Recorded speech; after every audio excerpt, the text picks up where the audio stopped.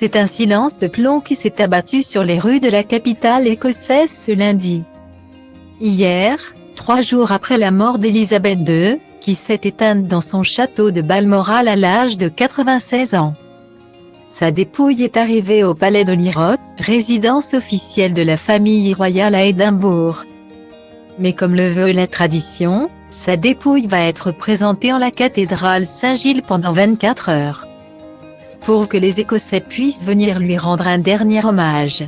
Mais la monarque n'aura pas fait le trajet seul, le roi Charles III, qui s'est adressé aux députés britanniques ce midi à Londres lors d'une touchante cérémonie, a rapidement pris l'avion en compagnie de la reine consort Camilla pour prendre place dans le cortège.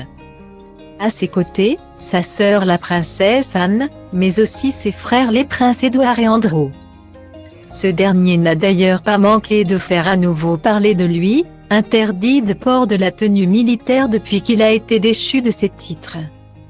Le père de Béatrice et Eugénie est apparu en costume queue de pie noire, au milieu de ses frères et sœurs en costume officiel, pour parcourir les quelques centaines de mètres qui séparent Holyrood de Saint-Gilles.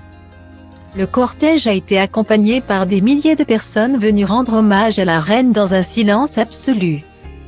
Point sauf pour quelques brèves secondes, comme ont pu s'en apercevoir les téléspectateurs. Au milieu de la foule, un homme s'est en effet mis à crier, la main sur le visage pour porter le son vers le cortège royal.